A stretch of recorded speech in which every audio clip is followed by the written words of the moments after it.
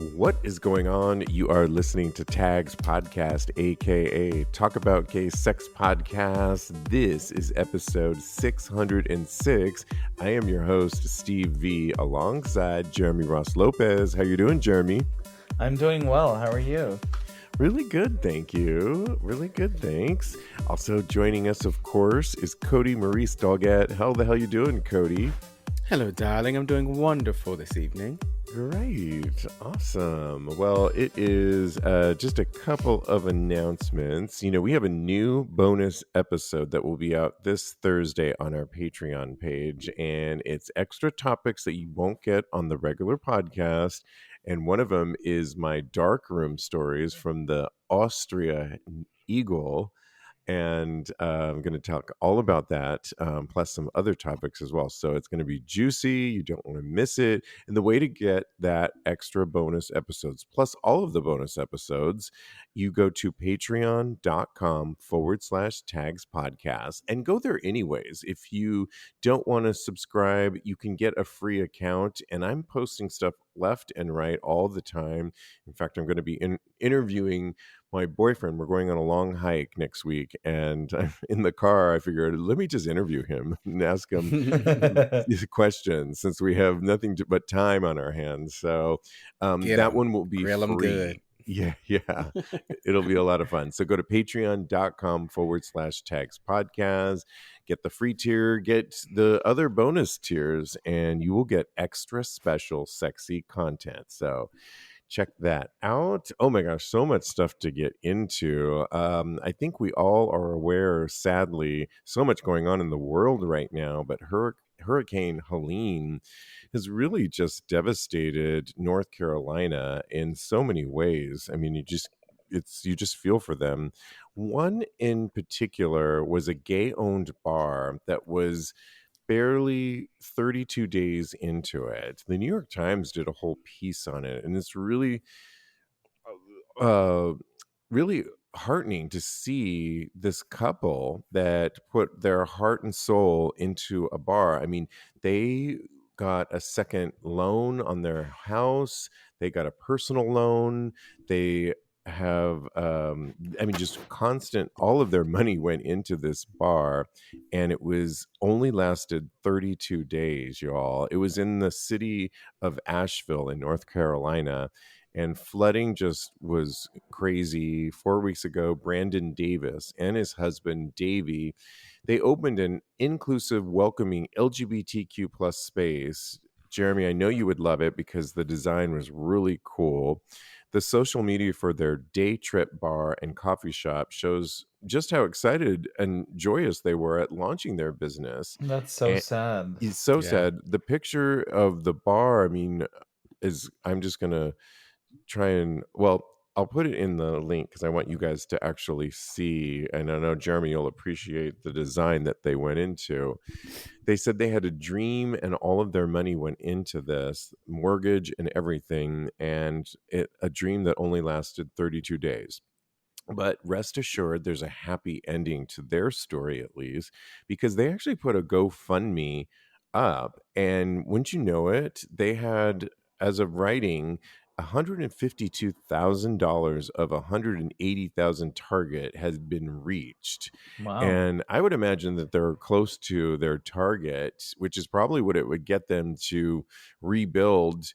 And Brandon spoke for the two of them and just gave a heartwell. I mean, he could not believe, he was such gratitude to the amount of people that came out to support them. And, you know, he says, while we're happy and this is so amazing, and while people really showed up for them, you know, there's still so much to be done in their surrounding areas. It's going to take a long time. But, you know, when you hear these stories, Jeremy, of, I mean, coming out, 32 days, a dream, and then it was all gone, and you work in design, and to see this outpouring of love and support to them, what are your thoughts?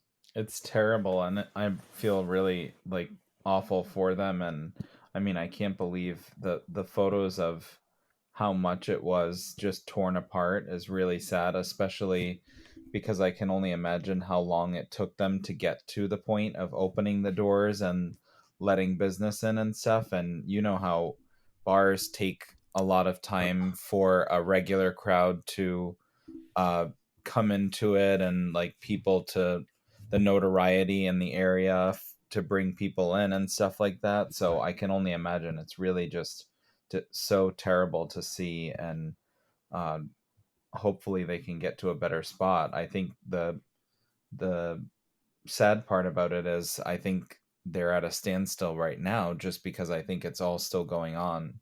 Yeah. I mean, I think you're right. I mean, I think, well, they are getting this money and they can hopefully rebuild at some point. The surrounding areas are just devastated and it's going to be a long time.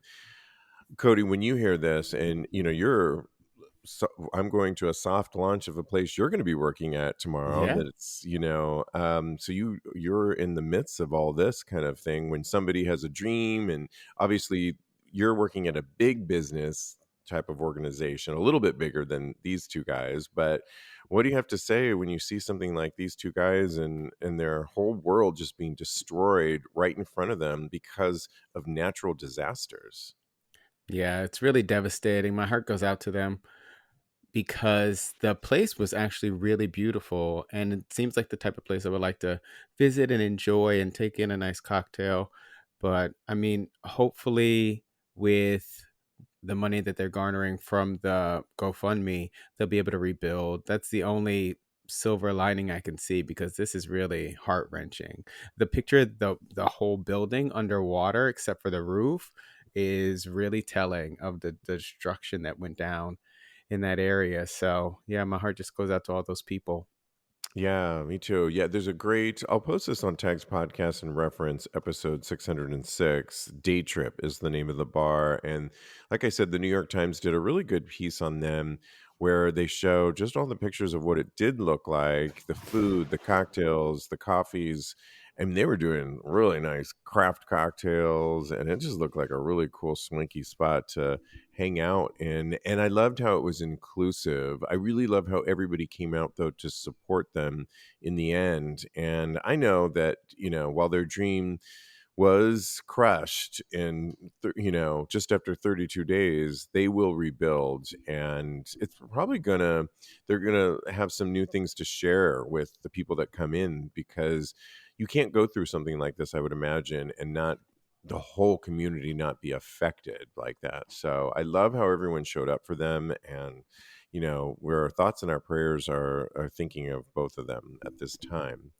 Okay, somebody that we not really thought about pivoting a hard right in a while, Jussie Smollett, the actor, after 5 years after his assault and hate crime claims, y'all, is back with a brand new movie. And this is crazy because it seemed like it just happened not that long ago, but in Right. 2019, Jussie reported a physical assault and hate crime against him, claiming that two men attacked him and threw racial slurs at him outside his apartment in Chicago. And however, the two men later admitted they were paid by Smollett to stage the incident, revealing they were his colleagues, and that they had actually, and I remember this, and he had actually bought like drugs from them. Well, Smollett was charged with 16, get it, 16 felony counts for filing a false police report, but the charges were dropped in exchange for 16 hours of community service. So what does that mean? That just simply means they found a way to settle this case, but it doesn't mean that he was found innocent by any means. Smollett later filed a counterclaim against the Chicago police for malicious prosecution, stating he was the victim of mass public ridicule and harm. Well, I would argue that he caused on himself. Well, now he's back, and this is what he had to say. He said that he maintains that he is innocent, and saying that there was no way the public was going to believe a stupid rumor. I think he's misaligned with that. Lastly, he has a brand new movie called Lost Holiday, which has people like Vivica A. Fox in it and some other stars. That is a small film. He directed it, and it's out now. I don't know, Jeremy. Do you think his comeback is going to be accepted in general, by our community, or what are your thoughts about Jussie? I'm not really sure. I mean, I think I'm kind of torn just because I really wasn't like sure what actually happened with that whole attack and everything, and I wasn't sure what to believe and whose story is right and what not. And I did watch the first season of Empire, and it was pretty good. So I mean, maybe he does deserve another chance and did make a big mistake. It sounds like a part of him is definitely not on that same page of like admitting any fault in it, but I'm not really sure. Yeah, I mean, I guess I'm a little more cynical. I mean, to me, the proof is in the pudding. I think he did do it for sure. I just think they didn't. It's just, yeah, I'm not so quick to. I loved, like you, Empire. I watched maybe a few seasons of it and always thought his character was awesome. I loved that he was gay. I loved that they pushed that boundary with his character. I loved his singing. I loved his performing. I had a couple singles of his. I was like, this guy is onto it. And I think he ruined it all. I believe he's guilty. And I'm not so forgiving for something like this. Now, I was thinking about this earlier on, do we forgive people if they've made a mistake? I think we do. Will Smith is seemingly having a comeback after that infamous slap that he did at the Oscars. And I think people are, but he apologized, right? And I think you have to show some remorse. And when you do, there is a way. I don't think we're so quick to cancel people so much anymore. And I don't think Jussie has shown that at all. And I don't really want to watch this movie, that The Lost Holiday, at all, and I'm not going to be a supporter of him at all. Kodi, we haven't heard from you over there. I'm just listening and enjoying. This is tickling me a little bit. Yeah, I agree with you. Accountability is a huge part of making your comeback tour or what have you. And for me, it looks like Jussie is not very remorseful. Maybe I'm a cynic too. I don't know. It looks like he's slept plenty. It looks like he's nice and rested and refreshed. He's like he's been to the spa or what have you.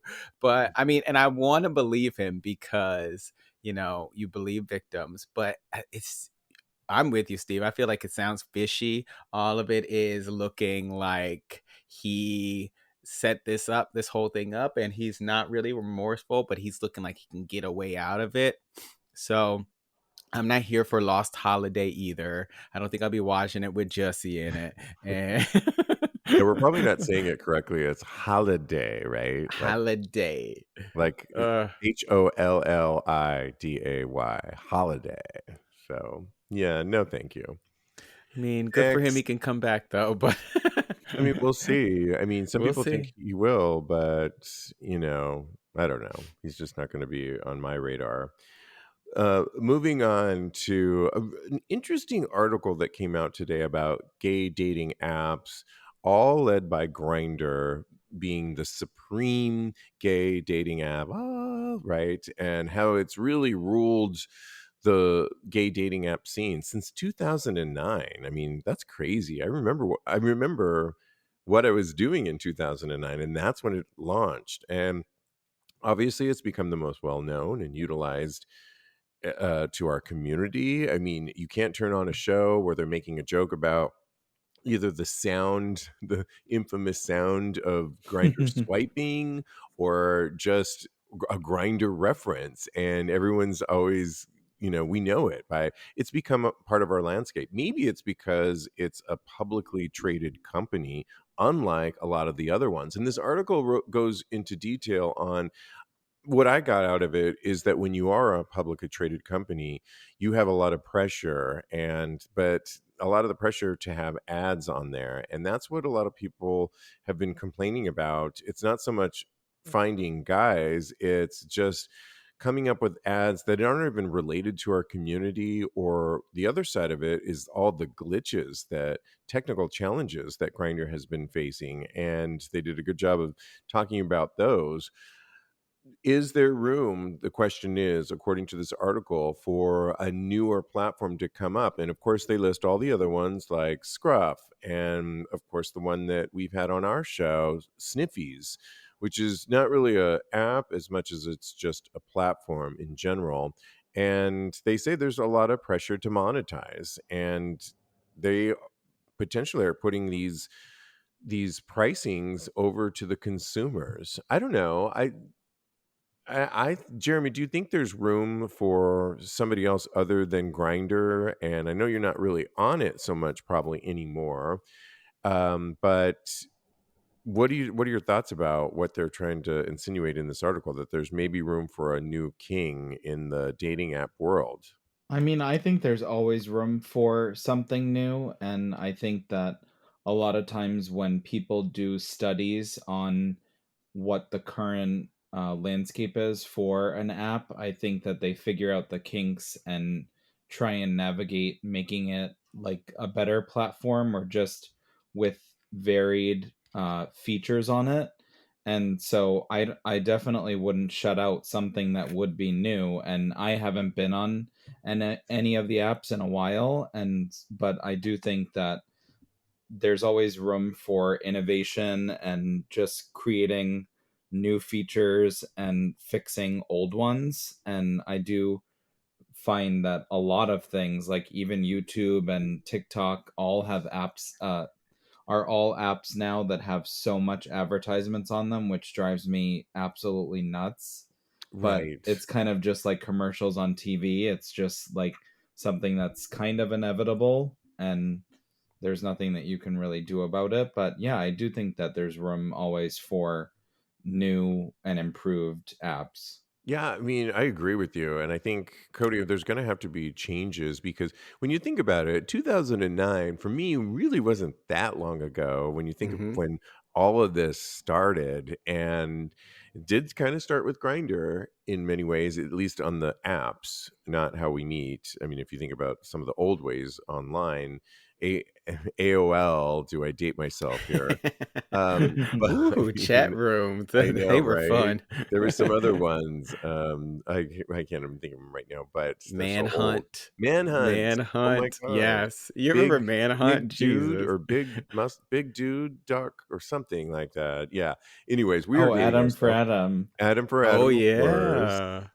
But, what they're really saying in this article is with technology, it's to really get these apps, dating apps working and these glitches removed. It's like a lot of money. And that's why they put a lot of paywall tiered based subscriptions on these. So, but it can be frustrating because, you think you're able to chat with everybody in the linear skew that you see, but then it's like, no, to get to the next 10, you got to pay like the subscription thing. And that can be, they're passing the buck over to the consumer. I mean, what do you think about where we're at with the current state of these dating apps? I think we've already seen the next evolution of it. I feel like Grinder is on the downward spiral as far as popularity is concerned, and I feel like Sniffies is on the way up. I feel like that is where a lot of people are going in order to get their hookups and things of that nature, because it's like you were saying, the ads are just completely ridiculous, and I can't imagine spending, I don't know how much it is, like $35 for ad-free Grinder. Who's got that? I don't know, but I don't know if it's worth it either. But I do think that Sniffies is probably the best as far as, connecting with other gays to find what you're looking for.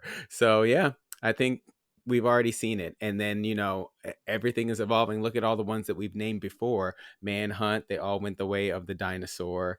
And then for the rise of Grinder, then now Sniffies, and then probably is on to the next thing after this one. Yeah, I mean, I definitely agree with you. I mean, I think because Grindr is publicly owned, you're seeing all these bizarro ads on there. At least with some of the other ones, Scruff, or they listed a few others. I think you'll see a little bit more targeted ads, at least for our community. And while it still might be annoying, at least they're like for us. And the other thing is, if this is your primary way of meeting guys or people, then maybe that investment, and if they can fix some of these glitches, maybe that investment isn't so much. But like, I don't use them and I go out more, and inflation is real these days. I mean, you can't go to the bars. Drinks are not cheap in the big cities, and often there's a cover. At least a lot of the places I like to go to, Oh and yeah. I don't. We know here in New York. Real quick though, Jeremy. I mean, is it expensive when you go out in Boston area, or we know it's expensive in P-Town, and we know you go there a lot. It can be. Yeah, it's definitely really expensive in P-Town, and it's getting more expensive, I feel like, in Boston, and they're having specific themed nights which they charge covers at certain places, and then there are places that never charge a cover still.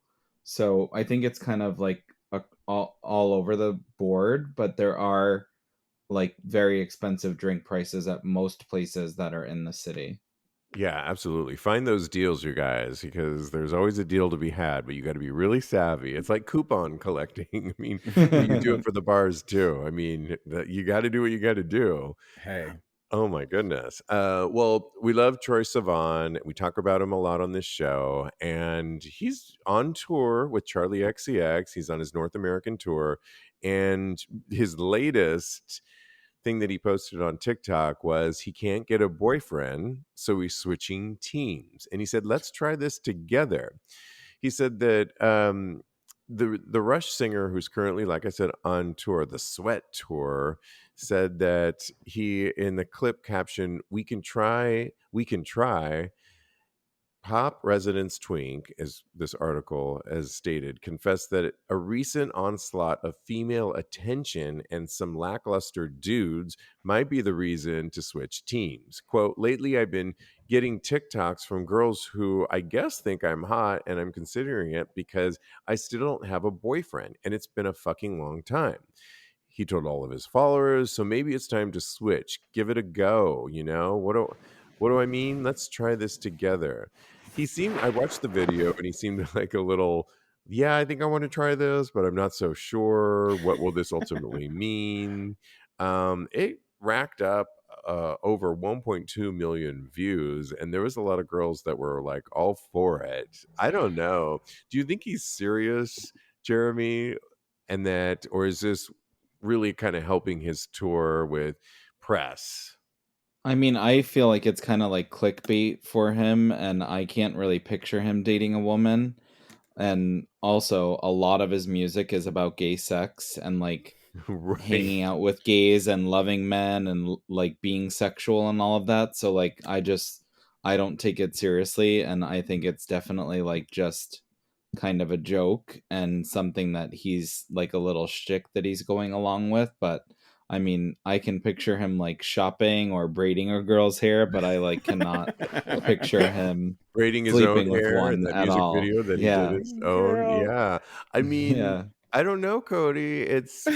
The thing is, when you have these followers like he does, and you put that out there, if I was to speak from my generation and women of my generation, they would be like, no, no, we love Troy. We know too much about him. He's sniffing poppers, he's wearing harnesses, and that's great, but we're not going to go down that road. I think a lot of younger people his age, girls, would maybe like not care. And maybe he should rethink this, maybe, if he is serious. Oh yeah, I think there are so many girls out there that would take Troye Sivan. I think that they would even encourage him to dress up in drag like he did for that one video. I think that uh, now in today's age, a lot of people are more open to different sexualities, and it's just people have more open minds as far as all that's concerned. But that comment about braiding the hair, I loved it. That was a good one, Jeremy. But yeah, that's all I can see him doing too, because I don't know if he's about that vagina life. I personally couldn't live it. I applaud anybody who can, but I could never do it. So good for you, Troye Well, Sivan, if that's the way you want to move. what about the idea, though, that he's also implying that he hasn't had a boyfriend in forever? Like, but like he's tried. The other thing I would say to that though is that he's been on tour. He's been on the North American tour. He's been on this European tour.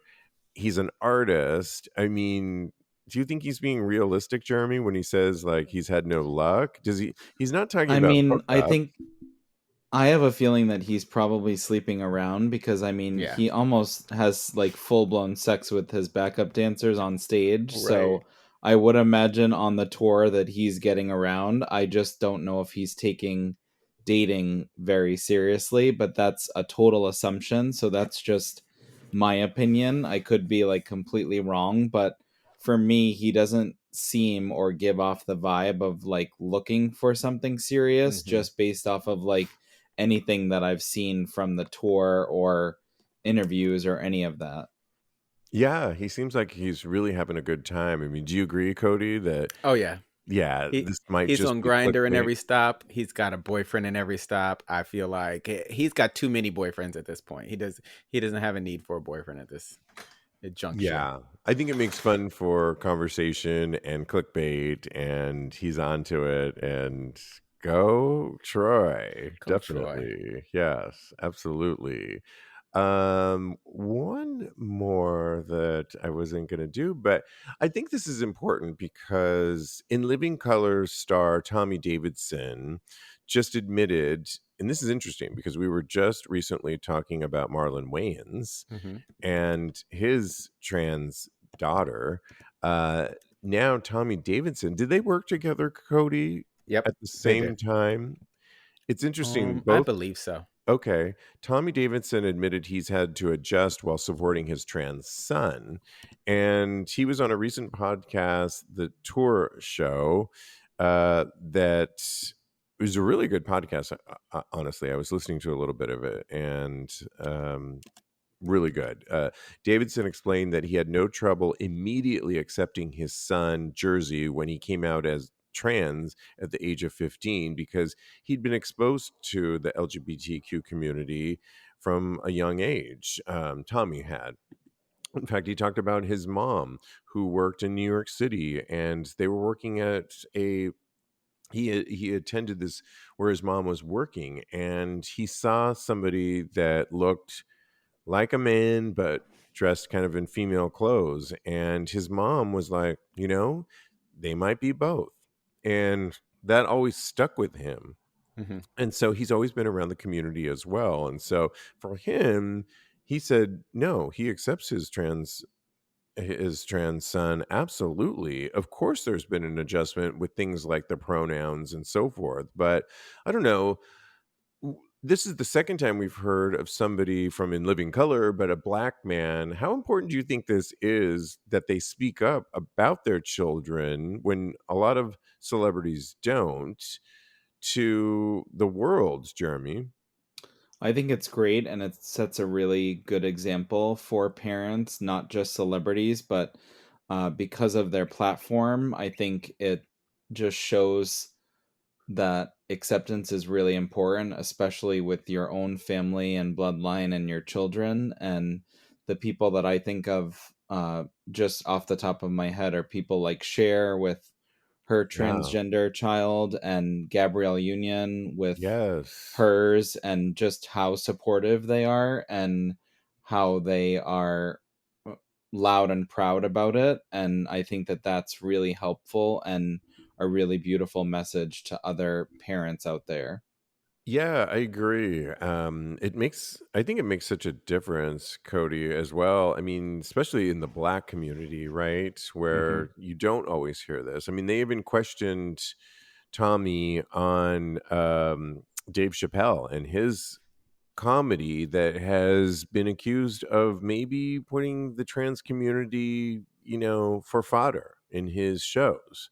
He said that, he can't speak on that, but he definitely supports the trans community. And he also said the importance of, you know, well, we all accept gay and lesbian people, and we have for so long, at least his words, that trans people, because it's so much more visual, that they are the ones that really currently need our support more. What do you say to Hmm. all that? I love it. I think he's got the right frame of mind as far as the issues that trans people face and that LGBTQ plus people in general face.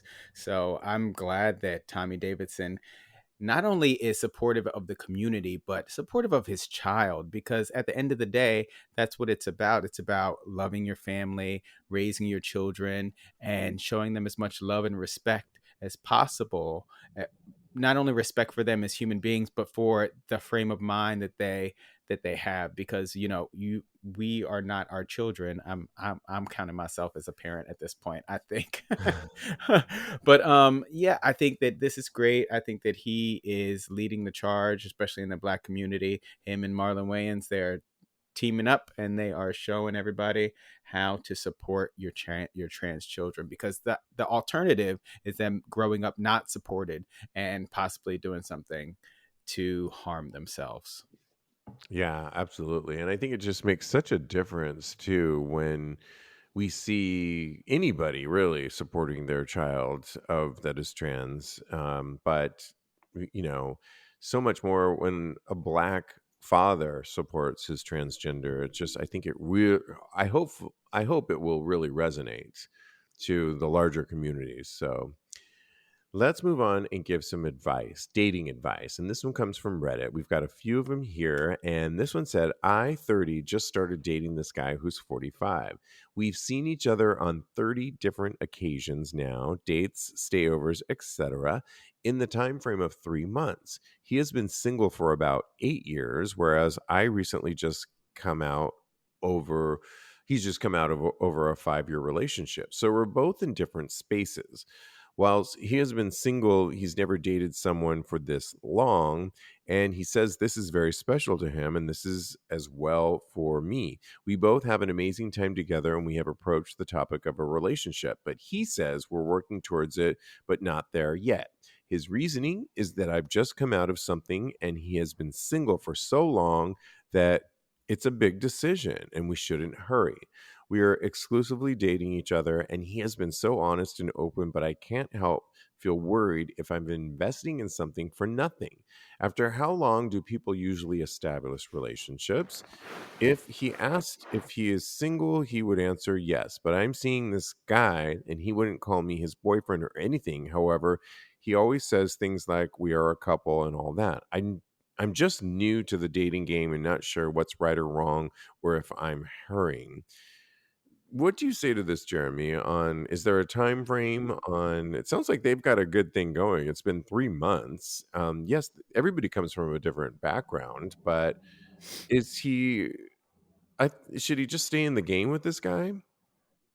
Yeah, I think he definitely should stay in it and not throw in the towel. I think that everyone has a different time frame of what works for them, and I think because it's two people in the relationship, I think that both of them have to be on the same page in order to move forward and to agree on like the sort of label that they want to put on it or what kind of boundaries or parameters they have for the relationship. So I think that if they have a good thing, he should stick with it, and maybe it will ease into like the next phase of them being boyfriends. I think for myself it was a lot sooner than this time frame, but I think it was also just we were on a mutual like same playing field and just the same thoughts, and we talked about it.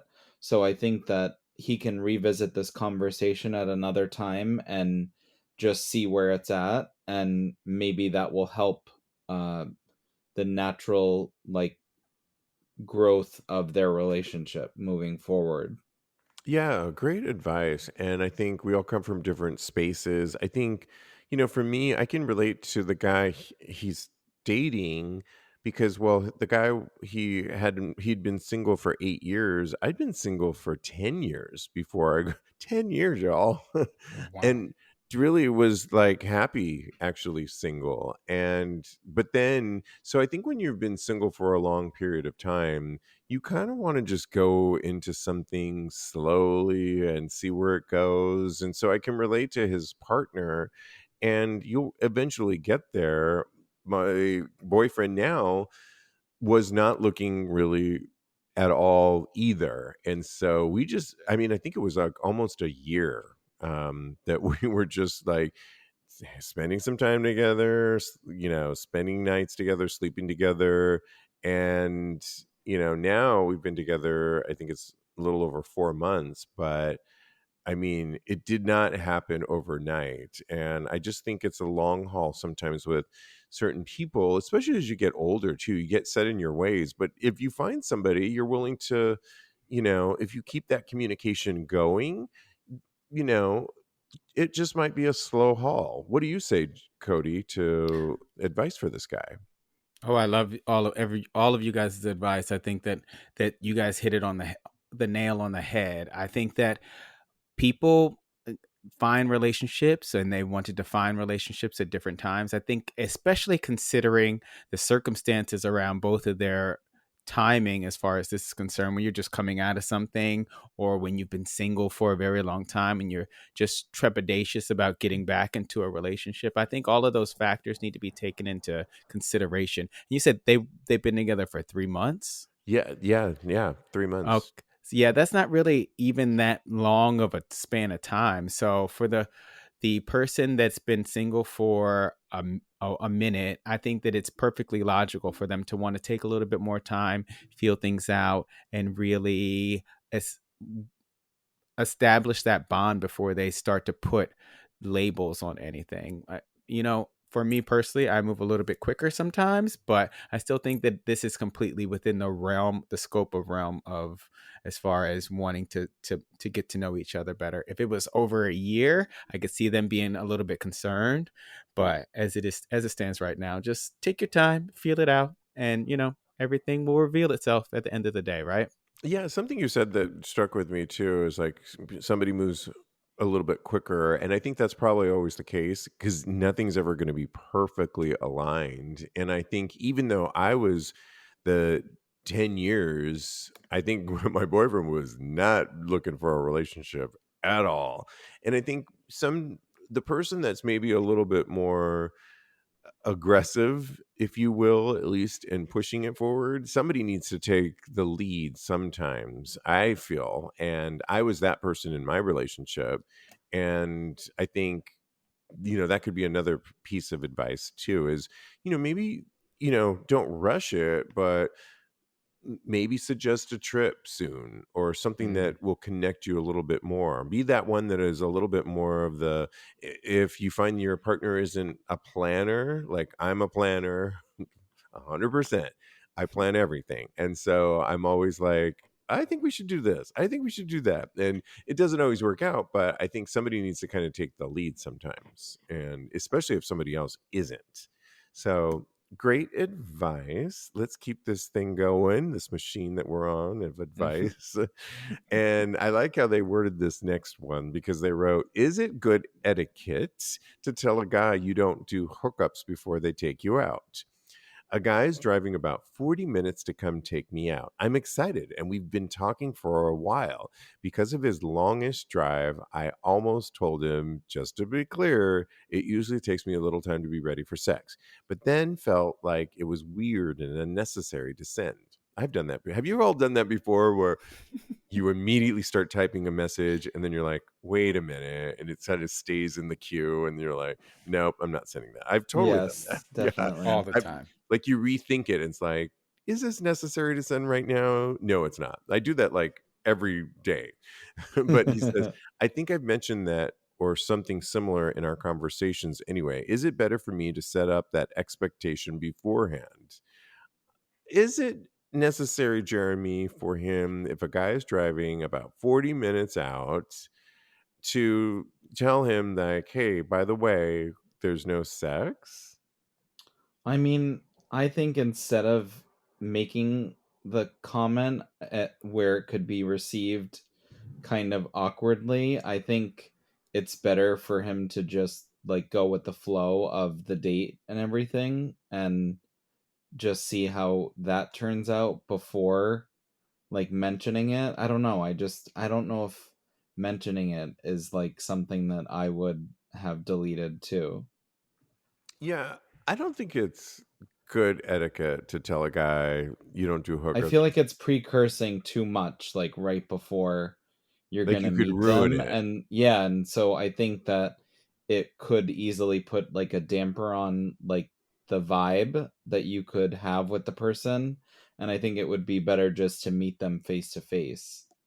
Now let's be real for a hot second here. And let's just think that one of them's the top and one's the bottom. The one writing that is the bottom, and he's talking more practicality. Like he needs to make sure that he had that salad earlier today and that he's taking his fiber and that he's actually ready just in case. There's some practical matters that often are overlooked within the gay community that we have to think about for bottoming and such. I think that that's another reason to consider it. But I don't know, Kodi, what's your advice? I mean, is it good etiquette to tell a guy you don't do hookups before they take you out? I think it provides context. At the end of the day, I want to believe that this person is driving all of this way in order to connect with somebody and bring Yes. them flowers and go on a nice date and be, Oh, you know, flowers. lovey-dovey. But the realistic Kodi is like, he's coming to get some ass. And I need to let him know that ass is not on the table tonight. Because, that's something that is usually goes hand in hand with a date, sex. It's part of what happens. So I think that I would probably put it in a way to where it didn't sound that harsh. Maybe make a joke out of it, make light of it. But definitely, if somebody's driving all that way, I would kind of put it out there in nondescript terms. Yeah, I mean, it's a tricky one, It but is. I would like to think that we can also just date, that you're interested in actually going on a date, and we can probably get there. But I mean, they assuming that they're working from the way we don't normally work. In other words, a lot of people sleep with their partners way before they consider dating them. I know that's what I did with my boyfriend. We were having sex, and then it turned into like, I like this guy. And I mean, I liked him from the get-go, but it went that direction. That's how a lot of relationships work. But I do think that if someone's driving that far, I would also look at what's the dialogue been like. Are you really getting to know each other? Have you talked about getting to know somebody? Have you talked about like your past relationships or what you're looking for? And yeah, but if you really want to be clear about it, communication, communication, communication. State that so that they don't get on the 405, the 605, the 310, whatever it is, and come all that way and Yeah. expect some dessert. Yeah, and also take into consideration that if you put this out there, then that also means that if you're feeling it, then you don't get to have sex too. There's a chance that you won't get to have sex. So, Oh, that's put wait.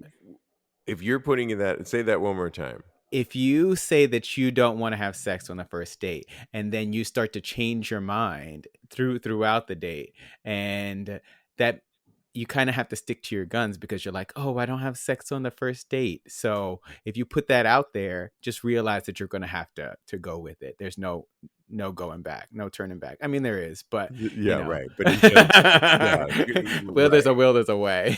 I like it. I like it. Okay. Oh my gosh, always fun talking with you. You can always follow my co-host, follow Jeremy on the gram at @JRossLopez, @JRossLopez. Follow Kodi. I thought you've got an EP that you're trying to raise some funds for. Where should people go? Oh yeah, it's on Indiegogo at Kodi Maurice EP. You can find it in my link tree. You can find it on TAGSPodcast notes. So reach out and help out your boy, and hopefully we can get these tunes made. Also follow him on the gram at Mr. Maurice, Follow me on the gram. I am _Steve V. Go to my Twitter account or X at TAGSPodcast, where you get a preview of my Just for Fans or Only Fans. And I'm back in New York City, so new content coming out this week. So excited about that. I'm horny and ready and all for you. In the meantime, everybody, continue having hot, Hot, gay, gay, sad. sad.